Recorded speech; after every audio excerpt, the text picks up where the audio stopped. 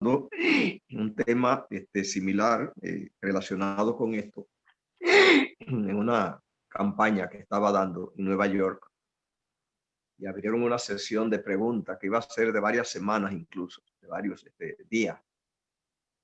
Pero cuando tocamos el asunto de la relación de Dios y la muerte, de si él mata, se hizo un caos y no se pudo hacer el plan. Hubo que cerrar todo.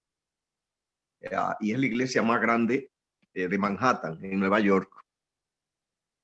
Grande, de más de 500 miembros. Entonces, entendí, ya yo tenía ideas de eso, de que con respecto al carácter de Dios, pues no sabemos mucho.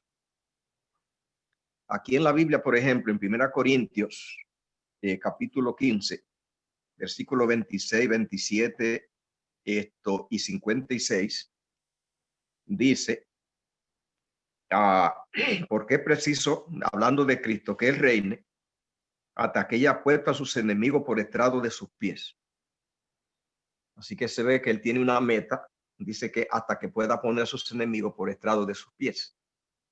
Es un reino de la iglesia militante. Es el reino que no es el mismo después que se ha eliminado el pecado, es el que está ahora hasta que termine el pecado. Así que ese reino es hasta que él ponga a sus enemigos por estrado de sus pies. Y dice el versículo 26, y el postrer enemigo que se ha destruido es la muerte. Y dice el 56, ya que el aguijón de la muerte es el pecado. O sea, y además de eso, el argumento de que la única razón por la cual se desencadena toda esta actividad divina, que vemos que no es algo que Dios prepara en último momento, era el plan de Dios eterno que se visualizó el pecado y se planificó y se organizó todo un plan de salvación, la venida de Cristo, pero que todo eso se echa a andar, todo es debido a la entrada de la muerte. A lo único que a Dios le preocupa es la muerte. Y aquí dice que además de eso está en lista los enemigos, y dice que el último que va a ser destruido es la muerte. Y dice que el aguijón de la muerte es el pecado.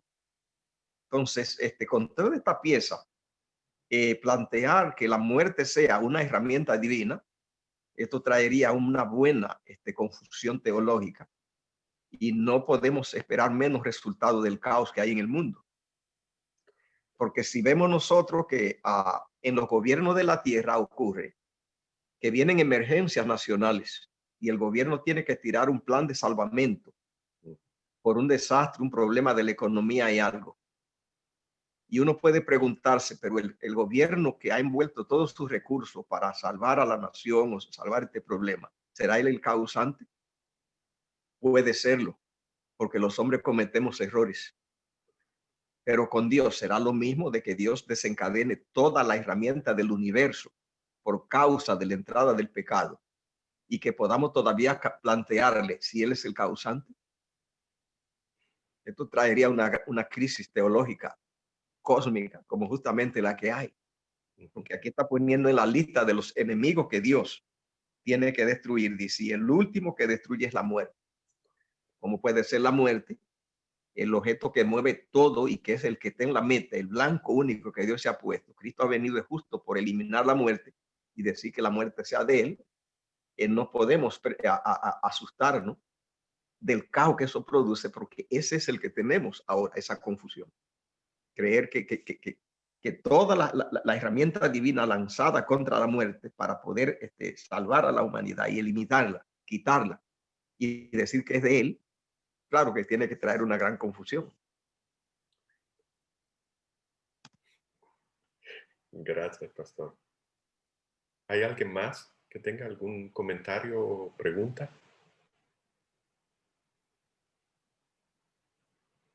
Eh, Sí, el... Ajá, sí, adelante. perdón, doctor. Sí, quería comentar o preguntar algo. Ah, ¿Qué efecto tiene lo que yo creo de Dios en mí? ¿Por qué es importante para mí entender quién Dios es y si Él mata o no mata, si castiga o no castiga. Eso, ¿qué efecto hace eso en Bien. nosotros? Gracias, Ceci. Y ese es el punto vital, neurálgico. Esto es lo que deja la fe sin eficacia, lo que debilita al pueblo de Dios o lo que les va a dar la fortaleza. ¿Recuerdan cuando hablamos de ese ángel de Apocalipsis 18 que llena la tierra de la gloria de Dios, que es el punto que marca que culmina con el desenlace? O sea, es el último eslabón, es el último toque que falta para que se desplome el proyecto de Satanás. Y ya vimos que ese ángel es un movimiento de gentes, de un pueblo. Ese ángel somos nosotros, es el pueblo de Dios de ese tiempo. ¿Y qué es ese mensaje? Ya lo estudiamos, ya lo vimos. Directamente el Espíritu de Profecía nos marca, nos señala que ese es el carácter de Dios. Es este mensaje. ¿Qué implicaciones tiene?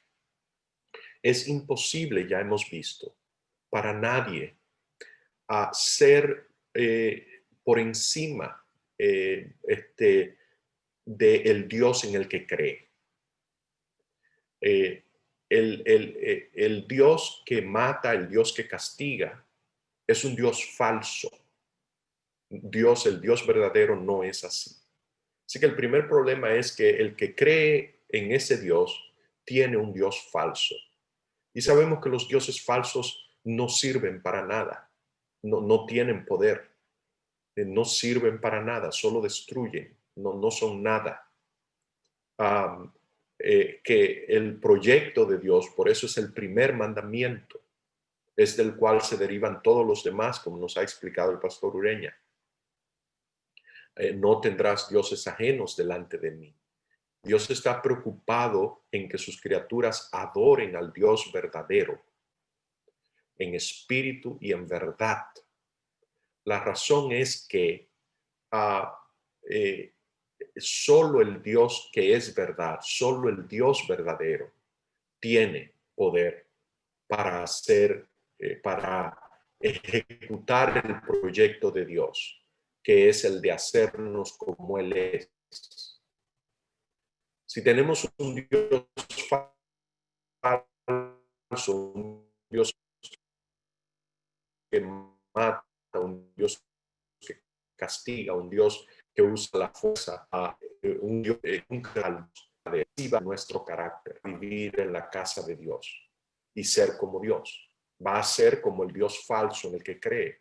Y esa, digo entre paréntesis aquí, es la tragedia, ha sido la tragedia por siglos de la iglesia cristiana y lo es hoy.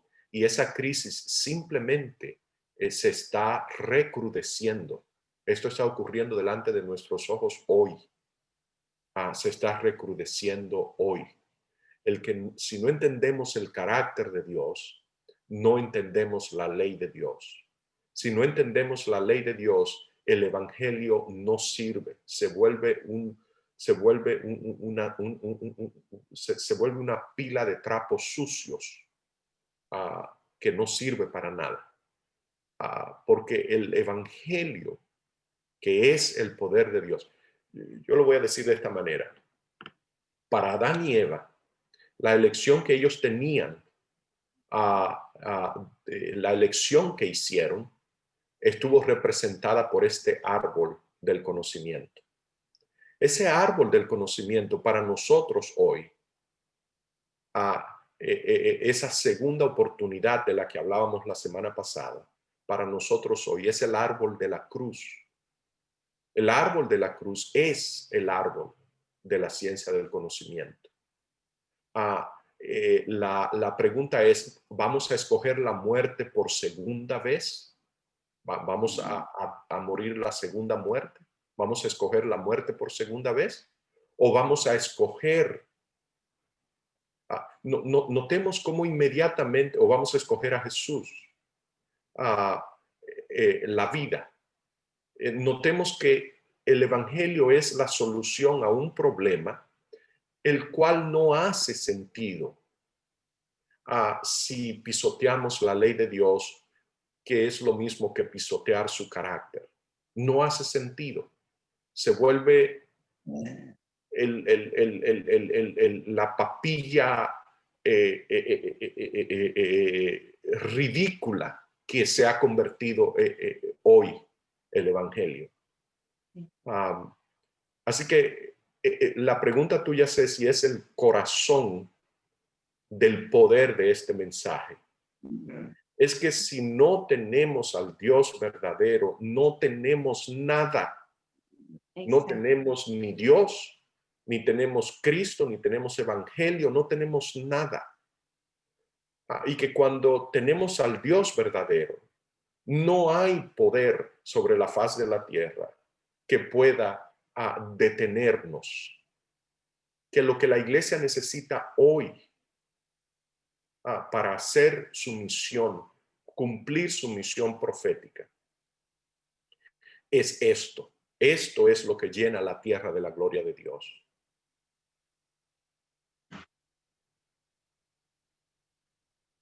Yo quiero comentar que los dioses falsos, esto nos crean a su propia imagen.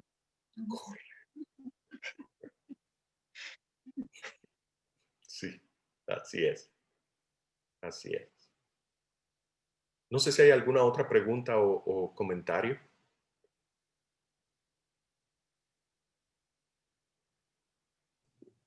Doctor, esta semana que estuvimos estudiando en el año bíblico de un día, un capítulo a la vez, leíamos en Jeremías y hablaba mucho acerca de cuando Dios a través de Jeremías profetizó que Nabucodonosor iba a llevarse a todos cautivos y todas esas cosas. Y yo le di gracias a Dios de tener el conocimiento, ¿verdad? Que ya tengo, que hemos adquirido ahí en nuestra iglesia, porque me chocaba leer las partes donde decía que Dios le decía, yo lo destruiré, y cosas como esa por el pecado que el pueblo, ¿verdad?, traía. Y yo pensaba, pero ¿ese es el concepto de Jeremías o ese es Dios diciendo, yo los destruiré? Pero luego mientras oraba también me puse a pensar cuál fue el final del pueblo. Al final y al cabo, el Señor los trajo de vuelta, los perdonó, los trajo de vuelta. Pero ¿usted qué explicación le da a eso? Todo el capítulo habla de advertencia, de que no pecaran, porque si pecaban, pues Él se apartaría de ellos, Él lo destruiría. Hace una referencia de los olivos, dice una parte va a ser tomada y llevada cautiva, la otra parte va a quedar, pero va a quedar todo destruido con fuego. Y yo decía, wow, como esa parte de Dios puedo decir la palabra, me choca con el concepto que ya tengo de que Dios no es que destruye, que el hombre mismo, se autodestruye por su pecado. ¿Qué explicación me puede dar usted de eso, de lo que explica Jeremías? Gracias, Raquel. Lo que acabo de decir hoy es que nos estamos abocando a este estudio. Estaba simplemente, hasta ahora hemos hablado, como dije, de cómo es el gobierno, la ley, el carácter, cómo opera en condiciones donde no hay pecado. Es mayormente lo que nos hemos enfocado hasta ahora. Ahora vamos a hablar de cada uno de estos casos. Vamos a hablar del diluvio, vamos a hablar de Sodoma y Gomorra, vamos a hablar de Coré, Datán y Abiram. Vamos a ir caso por caso, vamos a ir a la destrucción de los adoradores del becerro de oro, vamos a hablar de, ¿cómo se llama? La lapidación de Acán en el tiempo de Josué. Vamos a ver declaraciones como aparecen, ¿cómo se llama? Cuando Dios dice a través del profeta Zacarías, dice que él va él dice, yo voy a agarrar a todos los habitantes de Jerusalén, eso literalmente, los voy a meter en un caldero, les voy a prender fuego y lo voy a calentar hasta que se le despegue la carne de los huesos y lo voy a seguir calentando hasta que la carne se destruye y solo queden los huesos. Y luego lo voy a calentar más otra vez hasta que los huesos se vuelvan polvo y ceniza. Y todavía sigue diciendo, y después lo voy a calentar más hasta que el caldero mismo se derrita y no quede memoria de nadie allí. Uno dice, wow, o sea, ¿qué Dios es este? ¿Qué es esto? ¿Qué está pasando aquí? Bien, ese es el estudio, Raquel, que estamos comenzando hoy. Nosotros necesitamos, vuelvo y repito, como dije hace un momento, no hay que temerle a este estudio. No estamos entrando en áreas prohibidas, al revés. Estamos entrando en áreas que necesitamos urgentemente conocer y estar, como dice el apóstol Pablo en Romanos 15, dice cada uno, 14:5, cada uno esté plenamente convencido en su propia mente. No podemos seguir andando con cabos sueltos, como Dios nos ha dado todo lo que necesitamos para entender, conocerle. Dios se ha revelado en abundancia y su verdad es clara. Así que te animo a ti, Raquel, y los animo a todos a que sigamos adelante con este estudio y vamos a tomar tema por tema, punto por punto. Y la idea es que tengamos principios en las manos. Cuestión que cuando miremos cada caso, a veces estos temas se tocan, se hablan como un tipo de apología, como un tipo de defensa a Dios. El interés mayor de la razón central por la cual estos estudios son necesarios es para nuestro beneficio, porque necesitamos un conocimiento correcto de Dios. No es para que Dios salga bien parado que nos debe de interesar este estudio. Este estudio nos debe de interesar porque es vital para que nosotros quedemos parados frente a la crisis, porque no podemos de otra manera. Yo quiero mencionar ahí algo también, es de que allí, en todo lo que pasa en el Edén, las piezas todas fueron ofrecidas. Y allí se ofreció el árbol del conocimiento del bien y del mal.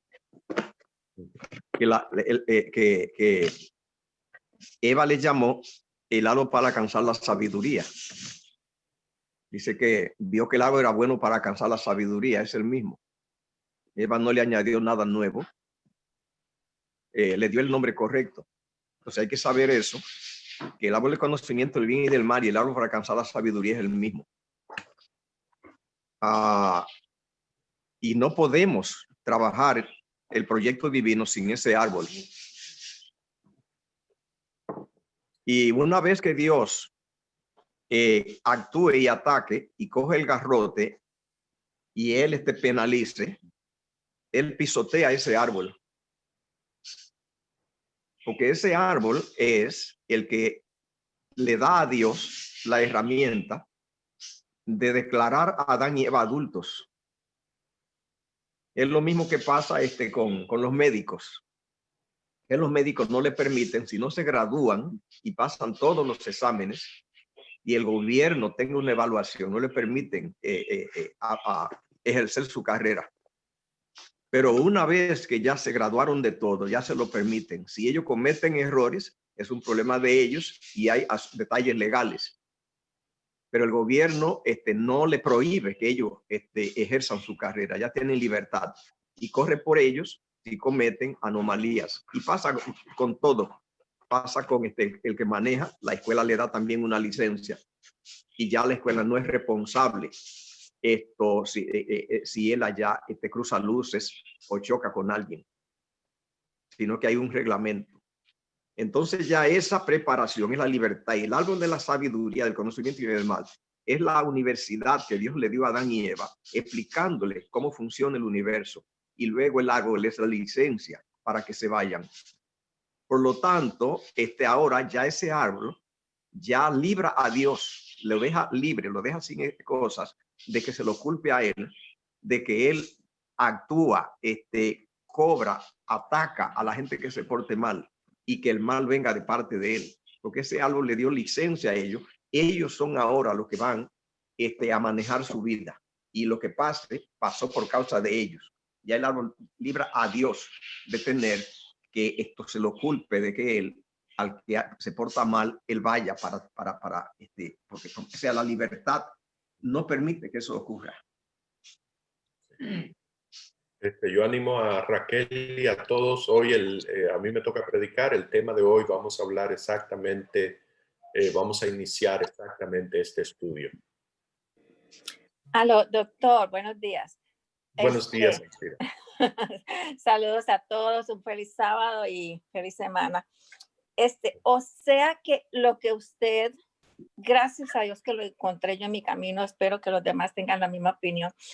Ese conocimiento y ese discernimiento que estamos viendo de que Dios es solo amor, es lo que nos va a salvar o lo que nos va a dar fuerzas para luchar si llegamos a los tiempos de la angustia, sabiendo que podemos confiar en Dios. Porque, o sea, yo me preguntaba, los impíos van a sufrir las plagas. Los que están en el tiempo de angustia, que se supone que sabían que eran hijos de Dios, también estaban sufriendo. ¿Cuál era la diferencia? ¿Y cómo se distinguía? ¿Y en dónde estábamos confiando? No sé si me entiende mi pregunta. Estaba bien confusa allí. Pero entonces, si sabemos que Dios es solo amor y que Él no quiere mi muerte, yo puedo confiar y tener la certeza y la seguridad de que Dios me va a cuidar aún aunque yo dude de Él, porque Cristo, yo siempre me preguntaba, Cristo en el Getsemaní dijo, ¿por qué me has abandonado? O sea, si lo dijo Cristo, que Él sabía que era el Hijo de Dios, yo muchas veces he pensado, soy su creación, pero ¿hasta dónde puedo tener la certeza de que soy su hija?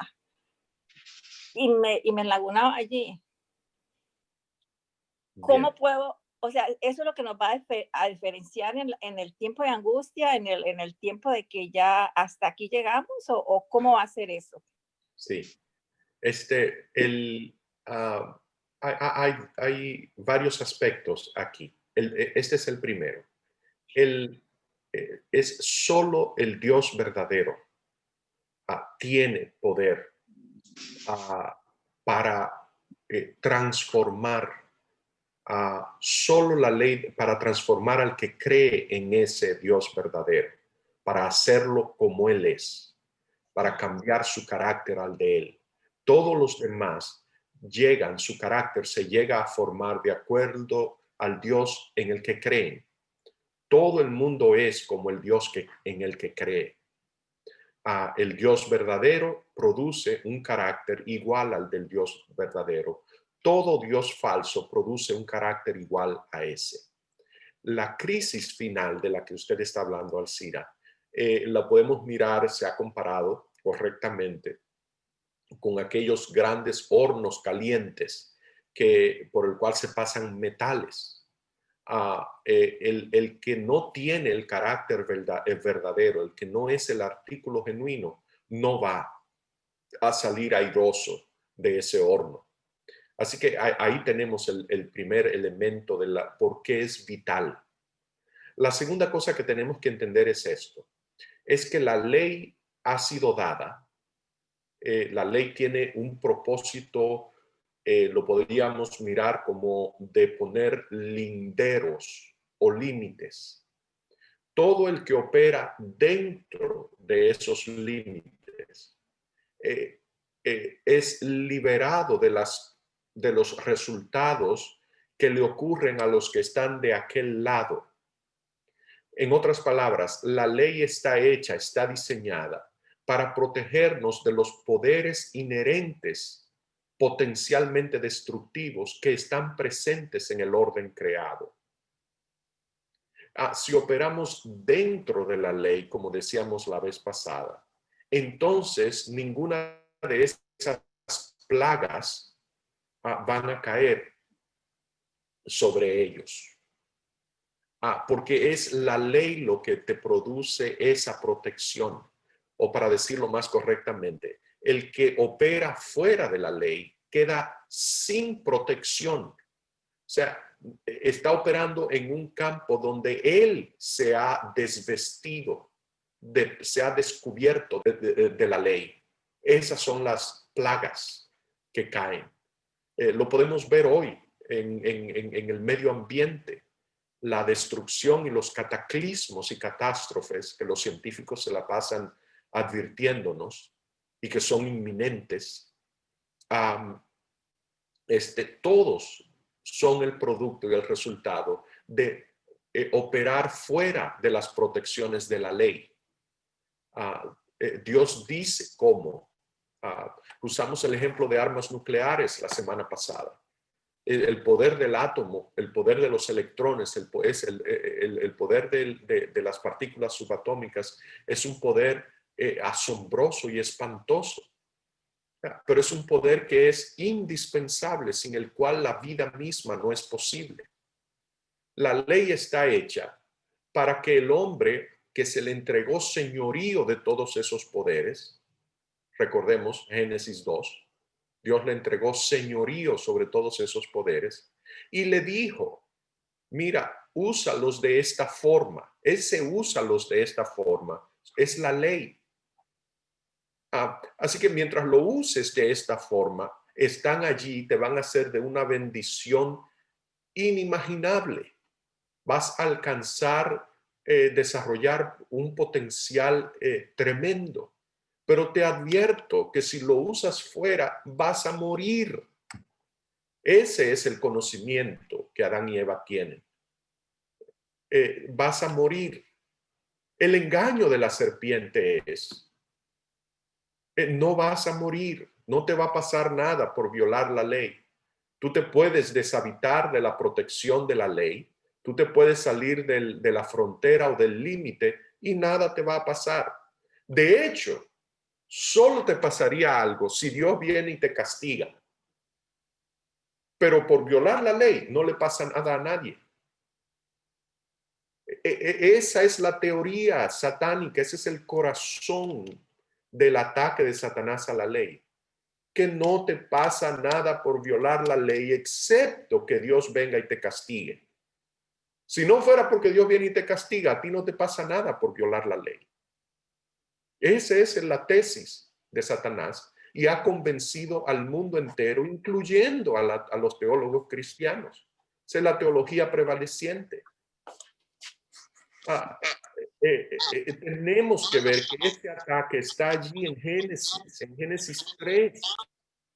Allí está. Así que esto va al corazón. Este es el fundamento de todo engaño. Si le creemos al argumento de Satanás, o es el fundamento sobre el cual podemos edificar los caracteres que Dios quiere y anhela de sus hijos, hasta que se manifieste el carácter de Dios en nuestras vidas. Dios anhela ese día, y cuando ese día llegue, entonces Él viene a recoger a sus hijos. Ese es el papel que esto juega en la crisis final, Alcira. Yo creo que el tiempo se acabó, pero no sé si hay alguna pregunta. Gracias, doctor. A su orden. Doctor, muchas gracias por hacer esta síntesis hoy. Usted lo llamó como un resumen y como así como un encuadre, como una síntesis final, es una recapitulación, un resumen que fue bien beneficioso para nosotros, porque mientras más escuchamos de este tema, más nos damos cuenta de esa necesidad, dice usted, que tenemos de amor por la verdad. Muchas gracias, doctora Acevedo.